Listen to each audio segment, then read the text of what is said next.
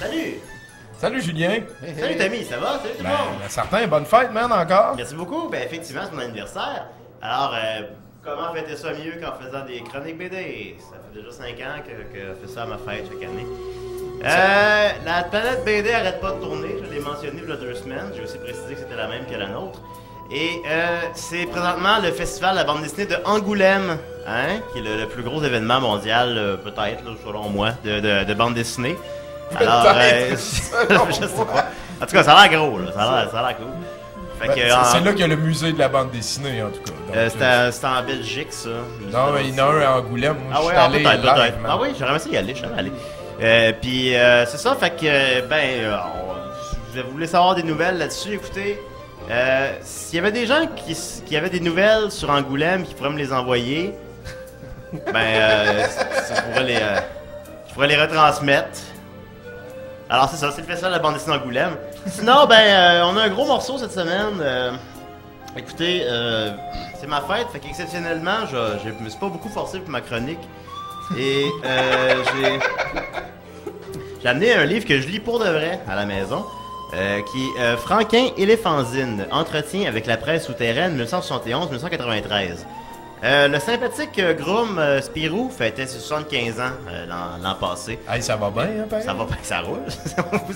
75 ans, écoute, imagine dans 75 ans, Spirou, il va avoir 150 ans. Pense à ça. Puis il a pas vieilli d'une traite. Il a pas vieilli, même que là, on voit, il était pendant la Deuxième Guerre mondiale, il était là, il est encore là aujourd'hui, il y a 3. Ouais. C'est encore le même écureuil. Est-ce que c'est encore Spip? D'ailleurs, en fait, pendant qu'on y est... En fait, sont 6 Spips différents. Spirou veut dire écureuil en wallon. Et parce que Spirou était lui-même comme un écureuil, soit je sais pas quoi, une grosse queue. Il était courageux. Je sais pas qu'est-ce qu'il y a, en tout cas. Mais ça veut dire prévoyant. Prévoyant, des noix dans la gueule. Il aimait les glands. Il y avait des glands. Alors Spirou veut dire écureuil. Et The High Road. Oui. Fait que j'ai commencé à lire ça, alors je peux vous en faire un compte rendu. Là, selon mon signet, je suis rendu peut-être au 6/7e du livre, là, je sais pas habituellement. C'est quand même assez précis comme estimation. Quand les gens font des critiques de livres habituellement, je sais pas ils se rendent jusqu'où. En tout cas, moi je suis rendu, j'ai lu une bonne centaine de pages. C'est intéressant, c'est essentiellement un recueil qui comprend des entretiens que Franquin a fait avec la presse underground au courant de sa vie. Il était très ouvert à ça, il en a fait beaucoup. Il était très ouvert aux jeunes, il répondait avec beaucoup de candeur, il était toujours en train de dénigrer son travail aussi, évidemment, constamment. Là où je suis rendu parce que lui, il l'a pas eu facile. Là. Il a eu des périodes assez noires. Il a fait une dépression, Franquin, effectivement. Puis, il est spécial. Il est spécial. C'est vrai que c'est pas très très commun de nos jours faire une dépression. Il n'y a pas beaucoup de gens en dépression dernièrement autour de moi. C'est sûrement un des traits de crayon les plus reconnus de toute l'histoire de la bande dessinée. Pour plusieurs, c'est le plus grand BDiste. Pour Hergé, considérait que c'était le plus grand BDiste. Évidemment, Franquin il se trouvait poche, là, mais c'est bon.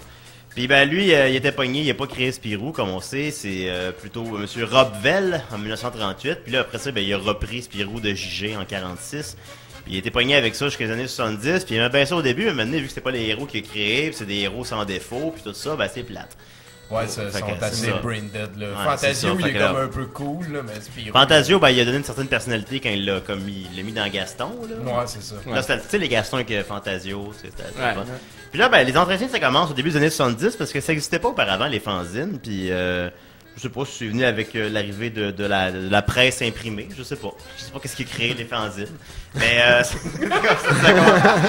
a commencé au début des années 70, puis c'est souvent C'est très intéressant parce que chacun des entretiens aussi commence avec un entretien avec les personnes qui ont entretenu Franquin. Fait que là, ils ont retrouvé tous ces gens-là. Parfois, ils ont pas retrouvé, mais généralement, ils ont retrouvé. Parfois, ils sont décédés aussi, évidemment. C'est des fanzines qui ont duré 3 numéros, 6 numéros, 20 numéros. Des choses qui se passaient sous le manteau.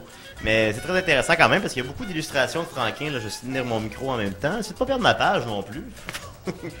Mais vous êtes bien tombé sur une page qui a un dessin de Franquin. Franquin aussi avait comme la manie de dessiner tout le temps. Ça fait qu'en même temps qu'il se faisait entretenir, ben, il dessinait des petits monstres. Pas capable de tomber sur un dessin, évidemment. Qu'on aille aider cet homme. Parce qu'il y en a beaucoup. Ah, voilà un au hasard qui est pas loin d'être le meilleur. Un dessin. Il y a beaucoup d'illustrations. On l'a pas vu pantoute. Voilà, excellent. Alors, beaucoup d'illustrations. Ben, imaginez un dessin de Franquin, Carlis, que c'est pas Gaston. Puis, ça ressemblait à ça.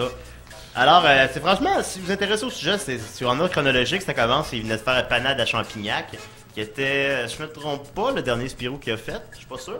Puis dans lequel là, Zorglub retombe à l'enfance, redevient un bébé. Fait que là, tu vois qu'il est au bout du rouleau, un peu dans le sens. Pas dans le sens que c'est un mauvais album, mais dans le sens qu'il il arrive plus à prendre ses personnages au sérieux, puis qu'il sait plus comment. Ça devient comme une grosse farce un peu méta à la limite, sans même s'en rendre compte lui-même. Si tu me permets, lui, il dessinait, mais aussi il scénarisait les bandes. Ouais, il faisait des scénarios, effectivement. Souvent, à l'époque, c'était commun d'avoir un scénariste et un dessinateur, mais lui, il faisait toutes ses affaires. Ben, il faisait pas toutes ses affaires. À l'époque aussi, c'était très commun d'avoir des studios, parce que c'est pas possible de faire 2 pages de Spirou, puis un gag de Gaston à chaque semaine, puis un gag de Modeste et Pompon dans Tintin en même temps.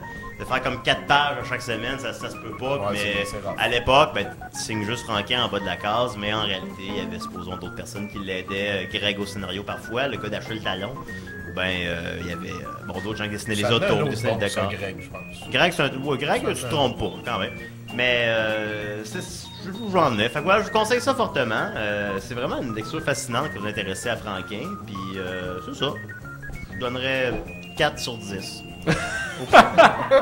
La pire note ever. La pire note à date. Là. Gaston a 8 sur 10, tel qu'il a vu encore aujourd'hui dans la page Wikipédia. C'est assez décourageant quand on les lit finalement, hein, ces livres-là. Et qui plus est, c'est un livre gratuit. Je l'ai demandé à Noël. Fait que ça vaut rien. Je sais pas ce que ça vaut, mais en tout cas, ça apparaît du jour au lendemain, tu le lis. Alors, je vous le conseille. Franquin et les fanzines, entretien avec la presse souterraine 1971-1993. Merci, Julien. Merci.